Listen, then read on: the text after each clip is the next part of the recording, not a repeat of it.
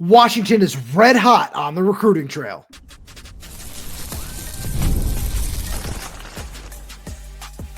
You are Locked On Huskies, your daily podcast on the Washington Huskies, part of the Locked On Podcast Network, your team every day. Welcome back into another edition of the Locked On Huskies podcast. I'm Roman Tomashoff. That's Lars Hanson. He writes with me over at Huskies Wire. Thank you for making this your first watch or first listen today, as we are part of the Locked On Podcast Network, your team every day. And today's episode is brought to you by FanDuel. Right now, new customers can get $200 in bonus bets when your first $5 bet wins. Lars, we got a really fun show coming at all the everydayers, but first, just a quick reminder, as we are now officially in the offseason, wherever you get this podcast, YouTube, Spotify, Apple News, Games on Music, make sure to click that subscribe button, click the little bell so you never miss when we post a new video, like we did when we dropped our bonus episode on Sunday night about Colman-Brusa's commitment. And make sure you leave a like on the video. If you're audio only, leave us a 5-star review. It all helps us out a whole lot. And then make sure you follow us on social media, Twitter, Instagram, TikTok, at Locked On Huskies. Whole lot of fun stuff coming on that side of things as well. But Lars, we got to talk about recruiting. We're talking about maintaining Washington's momentum during a contact period over the next couple of weeks before you get into more official visits. We're talking about building a fence in the state of Washington. Shout out to Colman-Brusa. We'll talk about that in a little bit. But first, we have each brought 5 separate prospects to the table as to who we believe the top targets on Washington's board are. I'll hand it over to you real fast first. So I'll peel back. We talked about this before the show, where Washington has been on a run like this. You've gotten the beef on both sides. You got Kodi Greene on the offensive side. Now you have Colman-Brusa on the defensive side. Let's get back to what Washington's known for. What's one name that we both agreed on as, hey, that was the guy at the top of the name of their board back then. Davon Benjamin. Well, no, I was going to say, Davon Benjamin was that name. Oh, I spoiled it. For this, it's okay. It's okay. Ti is so big enough. We're gonna talk about that when we get there. But Davon Benjamin at cornerback, go get the skill position. Go get that lockdown DBU defender. John Richardson, we know how good he is on the recruiting trail. Taylor Mays, Ryan Walters, add them to the mix. I think Davon Benjamin makes sense as that guy. Where okay, who's the next guy up there that really makes sense for DBU, Washington, all those sort of things? It's Davon Benjamin. No, I like that. Let's read off the rest of your list real fast. I'll get into mine, and then we can just kind of go from there too. Yeah, okay. So in really no particular order, but I'm just going to go down one to top. Anthony Jones, the next one on my list, the Crean Lutheran edge rusher. That just, again, kind of a trending name for me, a guy that you could argue maybe already was thought to be already in the boat. Still not yet committed, but again, we'll have his decision coming up soon. Umu-Cais, as you mentioned, again, the big mauler from Colorado. That just, to me, makes sense. You can't really go anything about that. The other one for me that's an intriguing name, we mentioned him a few times on the show, Chace Calicut at safety. That's one where, again, kind of in that Davon Benjamin, I had them kind of separately at the end of my list, but another lockdown safety, go get that. Washington's been known for him. And then finally, the last one for me is Landon Meary, the 4-star tight end, from Ohio on Rivals now. That's a guy for me where you got the quarterback in New Jersey. Landon is a guy to me where I almost consider him a half Husky commit already. He's still taking visits. I know ASU's pushing as well, but Washington just seems to be the school for him. So I love Landon Meary as a prospect. I think that his tape is a lot of fun. He's a really refined route runner at this point where, if you want to just continue this trend of young tight ends playing, where we'll see what happens with Baron Naone this year, I feel like Landon, if he does commit to Washington, could certainly be that player in the 26 class.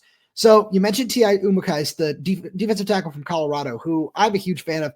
I had to leave him off my list. As we said, we were bringing separate names to the table.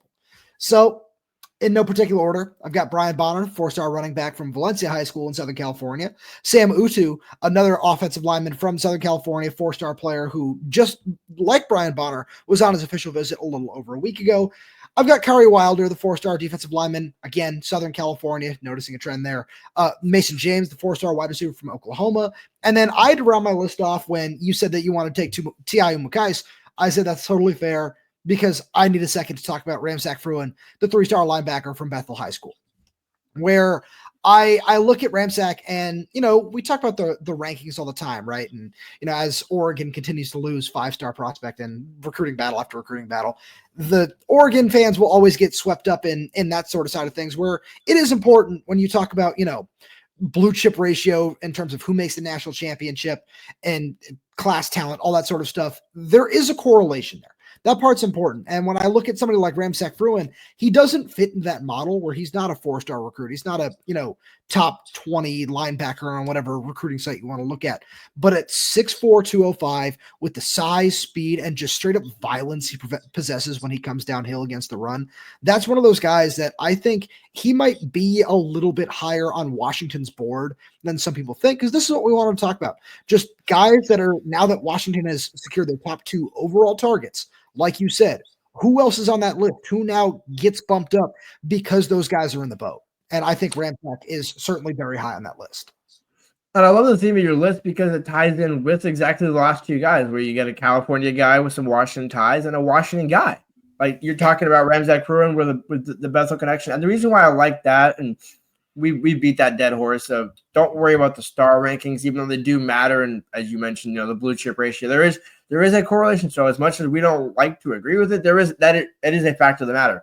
But when we talk to Brian Odom, is there not a more pure linebackers coach than Brian Odom, just in terms of like, you talk to a guy where it's like, I am going to give you this 6'4" mold of clay.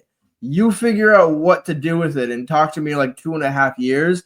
That's why I would say Ramsack Fruin would be a perfect fit for this defense and for Brian Odom, because that size, like there's so many different things that you could do with that in Ryan Walters' scheme. And, down the line, if somebody else comes in, if Ryan Walters takes another job 2-3 years down the line, so be it. But you just look at like, get a guy that's in state, lock down the southern state of California, where we talked about that California wave back late March, early April. Right, I was going to say, like, the California wave did kind of come, but it almost feels like, in a way, this wave, and much like I talked about, Davon Benjamin, you mentioned Brian Bonner, all these other 4-star names, it's, hey, guys, where was that California wave? Yeah, they got 2 commits, and one of them is from California, and he's a transplant because he's actually from Washington. I'm talking about Codi Greene here. Go now get the actual Southern California guys, but still pair it with some of the guys from the state of Washington. So, honestly, we both kind of said it beforehand. If you look down the list, like, it's just which order does it happen in, not necessarily like could all of these happen. So I think that the order starts in the trenches, where it's, if you want to just order it, defensive lineman, offensive lineman, and then kind of you have a separate board for everybody else at this point in time. That's kind of where it should be, because we know that that's where Washington needs. I was having this conversation with, shout out to the Duke Father, by the way, great follow over on Twitter, and it was one of our fantastic insiders. You can check the list out, just the link out for that in the description below. But he asked, hey, why do you think that there might be so many edge rushers in this class? And when you go and you look at defensive linemen and edge rushers on Washington's roster, there are, when you include Milton Hopkins, who's played a little bit as still as a walk-on, there are 13 guys that are listed as juniors or seniors. So you want to make sure that you can prioritize that right away. And, if you'll notice, a couple of guys we didn't have on this list, David Schwartzel, Faciale, Dakota Dixon, another guy, a defensive tackle from California who's taken an official visit in June. There are a lot of names that we didn't even get a chance to get to, which kind of shows that Washington is doing really well with a lot of their top targets right now across the board, regardless of position, right? We talked about basically every position that you possibly can outside of quarterback. But I look at that and I say, you need to continue to reload the trenches. And if you're able to get Akari Wilder and Anthony Jones and pair them with T.I. Umu-Cais, Faciale, David Schwartzel, all of a sudden you've got a really deep class at a major position of need as you continue to move forward. And, you can stagger them out with, let's say Derek Colman-Brusa comes in and plays really well right away. Maybe you only have that guy for 3 years, but if you have 5, 6, 7 players at the position in the class, sure, short term, it might look a little odd. But as you get to 2027, 2028, it's, okay, I see where that vision was at the position, because you brought in so many bodies and let the talent rise to the top, and the guys that you liked but needed to develop, you let them take a year, take 2 years, because you could afford that luxury now with so many other players in the boat, which is why we also like what Washington did in the transfer portal as well. But Lars, you talked a little bit about Codi Greene, Derek Colman-Brusa. Washington has done a great job building a fence around the state. And we'll get there right after a message from our good friends over at FanDuel. The NBA playoffs are in full swing, and every night delivers highlight-worthy performances, major momentum shifts, and can't-miss moments. Whether it's a game-winning shot or a breakout player, there's never been a better time to get in on the action. FanDuel makes it easy to stay in the game before tip-off and live. With player props, performance trends, and same-game parlays, fans have more ways than ever to play smart and win big. Performance trend that I love is I loved how the Celtics played in that series against the Magic. Want to see them continue that against the New York Knicks. I like the way that they played them all season long. So let's see. I'm certainly going to be keeping an eye on them over on FanDuel. And I love the Oklahoma City Thunder coming out of the West. That's a really tough bracket, but I think they have what it takes. And I'd love to see those two teams meet in the finals. And if you hit your first $5 bet, you could win a $200 bonus bet. And why not try to use that for the NBA finals, which, like I think is going to happen, is going to be a blast. New to FanDuel, it's the perfect time to sign up. Head to FanDuel.com and place your first $5 bet. If it wins, you'll get $200 in bonus bets. Make every moment more with FanDuel, an official sports betting partner of the NBA. Lars, Washington has 10 commits in the 2026 class right now. 5 of them are from the state of Washington in some way, shape, or form, because you got 4 that are playing high school ball in Washington, and you've got Kodi Greene as well. So this is something over the last couple of years when Kalen DeBoer was at the helm, we didn't necessarily see that coaching staff make a big push to keep a lot of those guys in Washington. Now, obviously, you still got a couple of nice wins in there, right? Talk about 4-star guys like Caleb Presley, Tristan Dunn, and then Jedd Fisch comes back in and he's able to get Rashawn Clark, and the whole wave of getting the best players in Washington to stay home really starts. But I look at that, combined with what you were able to do in the 25 class as well, which is why I mentioned Rashawn Clark, because that kind of, paved the way for Zydrunas Renisale, Jonathan Epperson, and everybody else in the 25 class. This coaching staff is doing a really good job at prioritizing local talent and keeping it around too. Because there's good talent here. We talked about this, we talked about this on a number of shows where you look at, you might not think about it initially, but you go down the list, the Oregon State offensive lineman who ends up going in the first round a year or two ago. There's always 3 or 4 guys from Washington that kind of emerged, but whether they were highly ranked as 4 stars, the premium 5-star, again, Emeka Egbuka, prime example, where it's like you have the top end talent, and then you also have some of the lower rung talent that ends up actually emerging, where Washington's actually been the benefactor of that more often than not. And so when you look through the list that you have, you probably should run down the list. You have Elijah Durrett, cornerback, Terrence Sarian, a wide receiver. You have Adian Yang on the offensive line. There's one, Derek Colman-Brusa now. And then you have obviously Kodi Greene that you mentioned, which is the honorable mention, being out of state. And that checks every different position, where you're not just looking and saying, oh, hey, we're only getting skill position guys here. We're only doing this. There's plenty of other talent. And then imagine you add to that, David Schwartzel, FSCL, you're looking down that list, and maybe Ramzak Pruitt as well. That's 8 guys from the state of Washington right there. And to me, you're looking at those contributors saying all 8 guys on some level, I can envision, whether 2-3 years down the line, contributing to Washington, maybe one or 2 in the case of a couple of those guys. But you'll just look at it and think that's what you need, where you don't need the entire class. You will never have the Don James era again of 23 of the 25 guys you sign every year in the high school ranks from the state of Washington. That's just never going to be the case.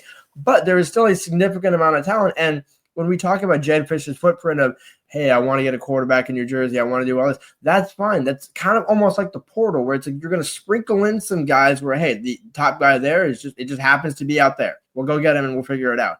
Because the bulk of your class should still be on the West Coast and primarily in the state of Washington. And you talk about there being 8 guys. There might even be 9, where somebody that we got a question about this the other day because he was spotted on an unofficial visit during the spring game was Wasi Lalobi, the Eastside Catholic linebacker, former UW commit who flipped to Stanford. And now he's set a UW official visit to come back in late June. And this is just another one of those guys where, you talk about covering every position. There you go, to an even further extent. Maybe you're able to build a linebacker class through the state of Washington in Ramzak Pruitt and Wasi Lalobi. So I really like what they're doing in terms of prioritizing local guys, and it goes beyond the field, right? Where, there are guys that we've talked about over the last couple of weeks that have those local ties because they're from here, they grew up here, and now they're recruiting here. And I'm talking about director of recruiting Marcus Griffin, director of player personnel Jay Crawford, and a couple other guys as well that are just in the off-field department that are still a really important part of building these relationships and selling Washington. And that's such a really big part of this. And it's something that I think about, where Darian Clemens' mom posted something on Twitter about a week ago of Darian standing in front of Myles Gaskin's locker. And this is something I've thought about for a while, and I know it's something that certain portions of the fan base have as well, where this is the era of UW football that a lot of these kids grew up watching now. It's no longer, hey, when I was growing up, it's, oh yeah, I was watching the Sark days, or I was watching Tyrone Willingham and, all of that sort of stuff. No, now what a lot of these kids that are starting to get recruited, what they remember is Washington being one of the best teams in the country and going to 3 straight New Year's Six Bowls and seeing local guys like Buda Baker, Kyler Gordon have success in this system under Chris Peterson. And now that we're starting to see those kids be recruited for colleges, I think that that's something that really does help Washington along the way as well. God, I feel old. That just made me feel uncomfortably old out of nowhere. I'm just like, man, I just felt so cold. No, but like in reality, you're 100% right. Where I was thinking about that, where it's, you had the Shaq Thompson era for some of the California guys, and then just like you mentioned for the Washington guys, it's the Buddhas, it's Taylor Rapp, it's all Kyler Gordon. And I think about it, I'm like, man, that is great. And it's almost a perfect timing, because this is the perfect staff. John Richardson is the perfect cornerback coach, where we talked about it, where Kalen was what he was for that 2-year mercenary period. Like, he might be a case study in college football down the line of 25-3, didn't give anything about the high school recruiting ranks for 2 years, and almost won a national championship in the way with a 4-8 roster. But for the most part, what Jedd wants to do is building a program, making it sustainable, make Washington a destination again, be in the playoffs every 3 or 4, 2 out of every 3 years, 3 out of every 5 years, call it that, where you're competing for a national championship, ideally in one of those years. That's where it starts. We look at the Buddhas, we look at Kodi Greene, we look at Derek, and we think what Savell potentially could have been when you look at that 2020 class, where you had Jalen McMillan and Savell Smalls coming as the top 2 guys in that class. Sure. And obviously, you can't project how Derek's going to turn out, but, kind of just walking around and getting to know him, getting to know the family. It's just that it just strikes me as a guy where, no matter what might happen, you worry about that 3 years down the line. If it doesn't work out and FSCLA happens to be the best defensive line prospect from the state of Washington in this class, great. Or David Schwartzel, great. Keep all of them here. That's what I think Jedd's mentality is like, look, we got the coaches. We got everything here. We'll figure it out. You guys. And it honestly, I think it almost becomes easier for those kids to pan out when you have the ease of mind of, hey, I get to play in front of my family. I get to play in front of my friends. I get to, sign autographs for these little kids. And then in 10 years, those kids are going to be saying, hey, I got so-and-so's autograph at this event or at this, spring game. And now I'm back playing at Washington. This is crazy. No, absolutely. That's such a fun part of college football. And it's why, one of the things that I really just enjoy about the Pacific Northwest just as a region when it comes to college football and Washington, it's a lot of that does seem to stay centralized and localized, where when Jedd's talking about raising money for NIL, it's 73% of University of Washington alumni live within like X miles from campus. He didn't give a number, but it's close enough where, you can make that argument with that statistic. So I think about all those sort of things. And as Washington has continued to grow on the football scene, and you see all these 7-on-7 teams going out and having success around the country, these are all things that just at the end of the day matter for local recruiting and just continuing to put Washington on the map. And as you kind of look at it a long time ago, like somebody who's on staff right now and Taylor Mays, the best opportunity for him when he was coming out of high school may not have been Washington because of the era that he was living in and who was at the helm. And, if he comes to Washington, maybe he still ends up playing as the same kind of guy and is honored in the same way and whatever. But it doesn't look the same when you're doing that on a 3-9, 4-8 team. Now, as all these kids are saying, hey, Washington is on the come up, let me stay home and let me be part of that. I think that's something that can't be understated and something that is really important as you continue to try to sell Fasciale, David Schwartzel, Ramsack Fruin to just really clean up the state in 2026. And as you continue to look forward in 2027, where I think about guys like Jacoba Doyle and Tavita Nono as well, where guys at major positions of need, offensive line and defensive tackle.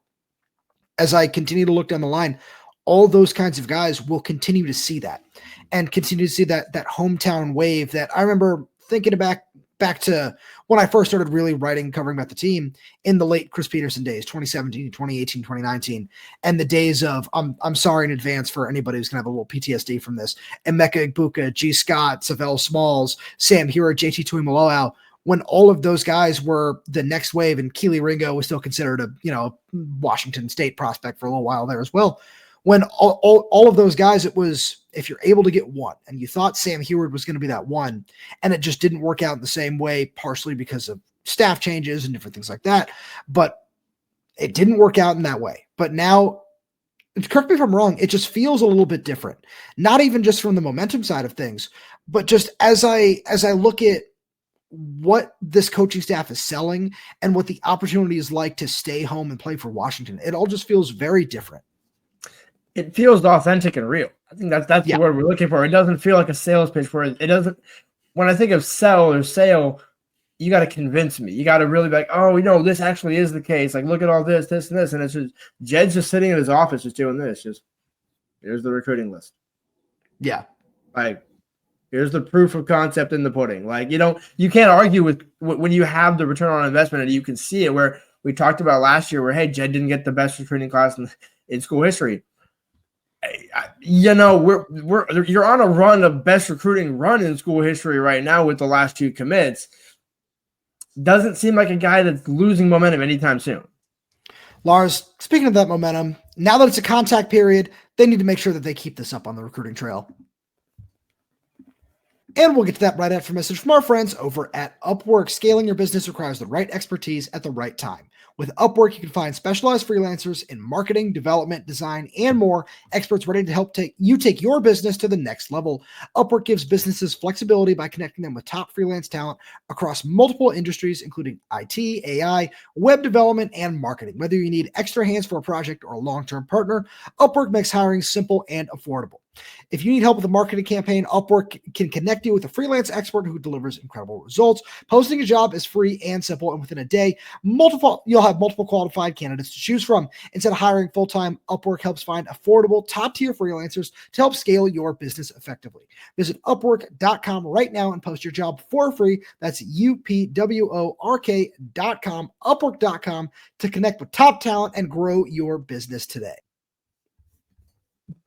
So, Lars, as we look at the recruiting calendar for the next 3 weeks or so, it's a contact period where coaches are allowed to go off campus. And for Washington's coaching staff, that's the 9 position coaches alongside Jedd Fisch. Not Aaron Van Horn is the one, since Washington has 10 position coaches now. Aaron Van Horn is the one who will not be out on the recruiting trail.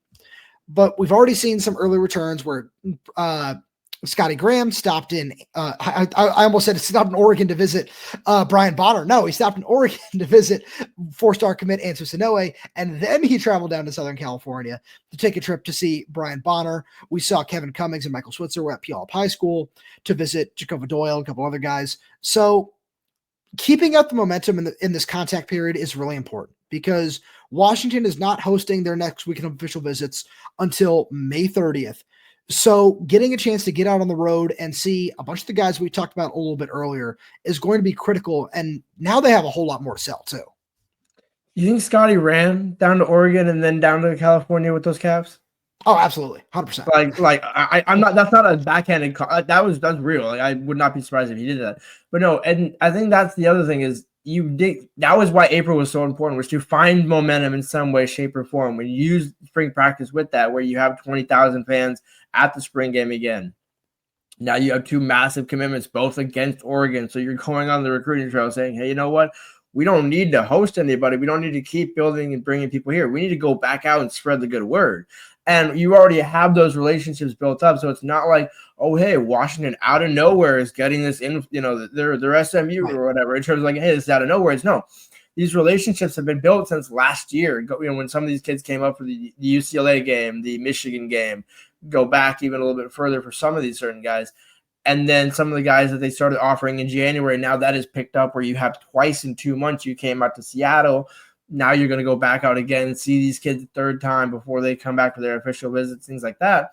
and you're looking and thinking like that's where the legitimate part of these relationships come from. You can say relationships. It's a great buzzword. Everybody knows it.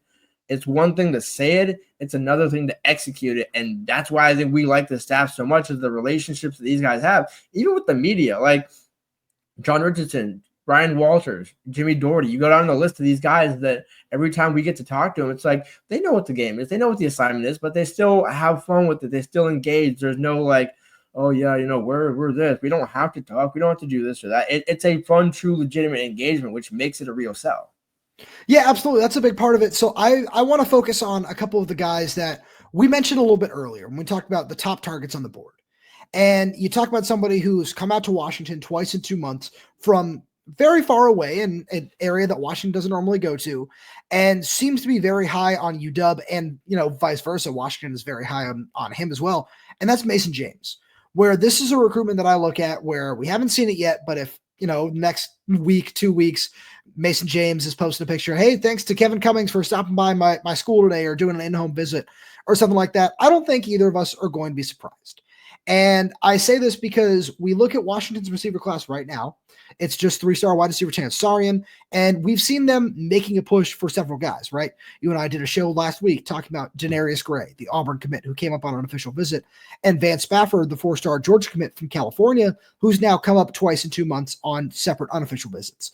So Washington is making a really big push for a couple of these top-rated receivers, and Mason James fits right into that class, where he works in this scheme really, really well. I like to think about when Audric Harris talked about him watching a lot of Jacob Cowing this offseason and trying to be utilized in that same role. And I feel like that's what Mason James would do really well in this offense as well.